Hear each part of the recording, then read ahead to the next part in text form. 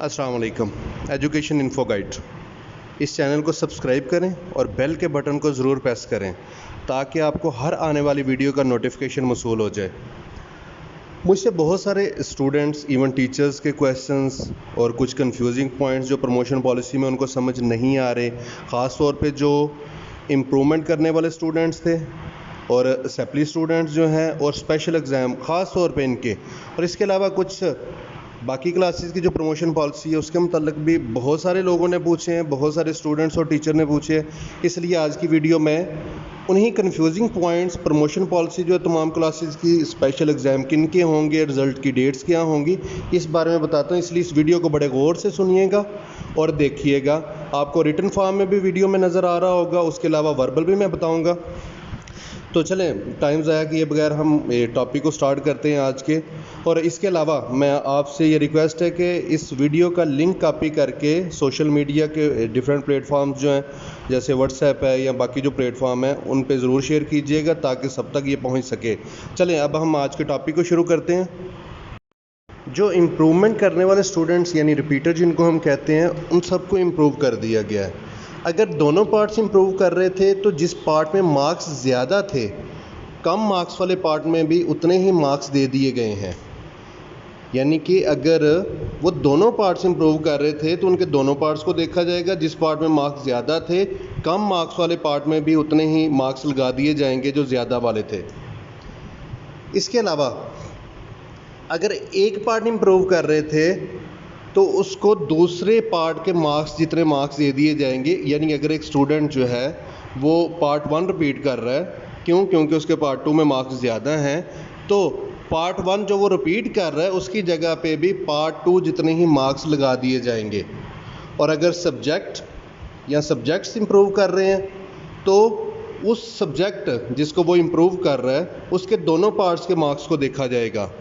और ज़्यादा मार्क्स जो है, यानी जिस पार्ट के सब्जेक्ट में ज़्यादा मार्क्स हैं, उस जितने दूसरे सब्जेक्ट में भी लगा दिए जाएंगे। फ़र्ज़ करें कि एक स्टूडेंट जो है वो फ़िज़िक्स जो है इम्प्रूव कर रहा है, फ़िज़िक्स के पार्ट 1 में उसके 45 हैं और पार्ट 2 में उसके 75 हैं। तो वो पार्ट 1 इम्प्रूव कर रहा था, क्योंकि 45 है, तो ये किया जाएगा कि पार्ट 1 में भी पार्ट 2 जितने ही मार्क्स लगा दिए जाएंगे, यानी कि 75, यानी 45 की जगह पे 75 आ जाएगा। ऐसे बच्चे जिनके पार्ट 1 में मार्क्स तो ठीक थे लेकिन वो पार्ट 2 को इम्प्रूव कर रहे थे, उनको पार्ट 1 के मुसावी नंबर जो हैं वो पार्ट 2 में मिलेंगे। प्रैक्टिकल के प्रीवियस मार्क्स ही रहेंगे, वो तब्दील नहीं होंगे। आपको स्क्रीन पे फार्मूला नज़र आ रहा होगा, ऑब्टेन मार्क्स कैसे बनेंगे। हमने 2 को मल्टीप्लाई कर दिया marks in part 1 plus previous year marks in practicals. यानी पार्ट 1 में उसके नंबर अच्छे थे, वो पार्ट 2 इम्प्रूव कर रहा था, तो पार्ट 2 में भी पार्ट 1 जितने ही नंबर मिल गए, यानी पार्ट 1 के मार्क्स को ही डबल कर दिया गया। ऐसे बच्चे जो पार्ट 1 इम्प्रूव कर रहे थे, ऐसे बच्चों को पार्ट 2 के मसावी नंबर मिलेंगे, जबकि प्रैक्टिकल के मार्क्स वही रहेंगे जो पहले थे। मतलब वो बच्चे पार्ट 1 इम्प्रूव कर रहे थे क्योंकि उनके पार्ट 2 में मार्क्स अच्छे थे, तो पार्ट 2 के मार्क्स जितने ही पार्ट 1 में मिल गए, मतलब पार्ट 2 के मार्क्स को डबल कर दिया गया। आपको फार्मूला नज़र आ रहा होगा, ऑब्टेन मार्क्स हमने कैसे बनाए हैं, 2 को मल्टीप्लाई कर दिए मार्क्स इन पार्ट 2 और प्रैक्टिकल के मार्क्स जो है वो प्रीवियस ही ऐड होंगे। ऐसे बच्चे जो कुछ मज़ामी रिपीट कर रहे थे, इम्प्रूव कर रहे थे, ऐसे बच्चों को मुतलका सब्जेक्ट्स में दोनों साल यानी पार्ट्स के मार्क्स को देखा जाएगा और जिस पार्ट में ज़्यादा नंबर होंगे, कम मार्क्स वाले पार्ट में भी उतने ही मार्क्स लगा दिए जाएंगे। उस सब्जेक्ट के कुल मार्क्स बन जाएंगे, जबकि प्रैक्टिकल के मार्क्स वही रहेंगे जो पहले थे। इस्लामियात और मुतालिया पाकिस्तान को पैरेलल रखा जाएगा, यानी अगर किसी ने मुतालिया पाकिस्तान इम्प्रूव की है तो उसको इस्लामियात की बुनियाद पर मार्क्स मिलेंगे, जितने इस्लामियात में उतने इम्पाक्ट स्टडी में। इसी तरह इस्लामियात के लिए होगा। ऐसे बच्चे जो पार्ट 1 और पार्ट 2 मुकम्मल रिपीट कर रहे थे, उनके लिए भी दोनों पार्ट्स को देखा जाएगा। जिस पार्ट में मार्क्स ज़्यादा होंगे, कम मार्क्स वाले पार्ट में भी उतने मार्क्स लगा दिए जाएंगे। टोटल सब्जेक्ट्स की तादाद के 40% सब्जेक्ट्स या इससे कम सब्जेक्ट्स में अगर स्टूडेंट फेल हैं तो उनको पास कर दिया गया है। फार्मूला क्या है? पास सब्जेक्ट्स के मार्क्स को जमा करके, यानी जितने भी सब्जेक्ट्स में वो पास है उनके मार्क्स को जमा किया जाएगा और सब्जेक्ट्स की तादाद पर तकसीम करके एवरेज जो आएगा, जितने मार्क्स आएंगे उनको सभी सब्जेक्ट्स की जगह पे लगा दिया जाएगा और फिर टोटल कर लिया जाएगा। ऐसे स्टूडेंट्स जिनकी इंटर में 1 या 2 सप्लियाँ थी वो पास कर दिए गए हैं।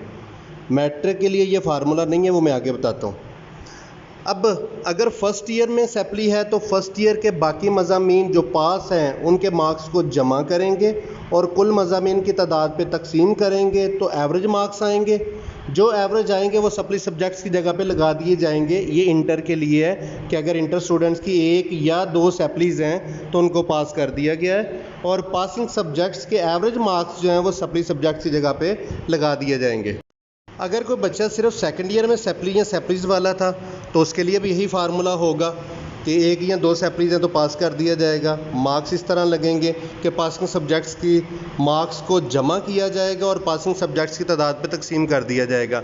अगर किसी की फ़र्स्ट ईयर और सेकंड ईयर दोनों में सप्लियाँ थीं तो भी यही फार्मूला लगाया जाएगा। जिन तलबा के पास होने का आखिरी चांस था उनको भी इसी फार्मूले के तहत पास कर दिया जाएगा।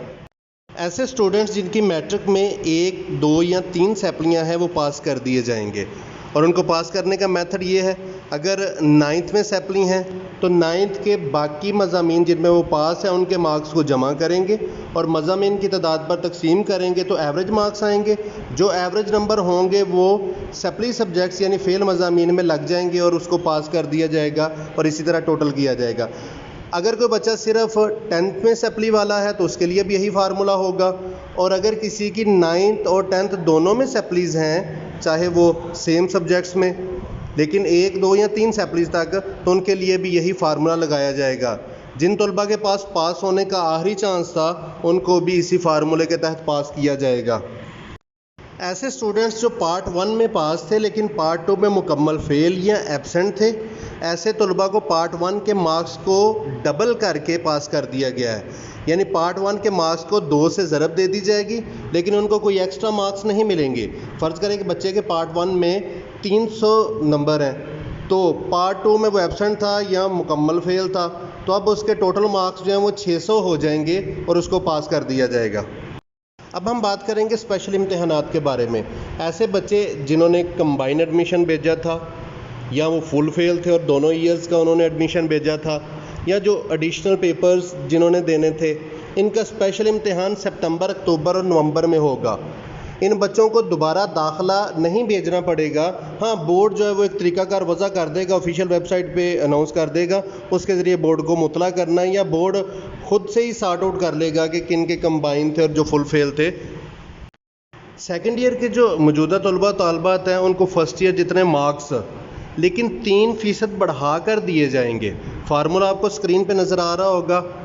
2 को मल्टीप्लाई किया ऑब्टेन्ड मार्क्स इन पार्ट 1 यानी पार्ट 1 के मार्क्स को डबल कर दिया गया, plus obtained marks in part 1 multiply किया हमने 0.03 के साथ, यानी कि 3% जो मार्क्स बढ़ा कर ऐड करने हैं हमने, यानी पार्ट 1 के मार्क्स को डबल किया और पार्ट 1 के मार्क्स का 3% बढ़ा कर भी अंदर ऐड किया।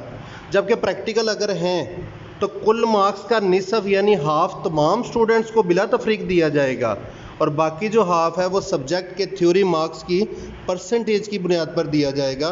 फ़र्ज़ करेंगे कि बच्चा उसका फिज़िक्स का प्रैक्टिकल है 30 नंबर का है, उसको 15 नंबर ज़रूर मिलेंगे, बाकी 15 नंबर फिज़िक्स की थ्योरी के मार्क्स पे डिपेंड करेंगे, उस परसेंटेज से उसको मिलेंगे।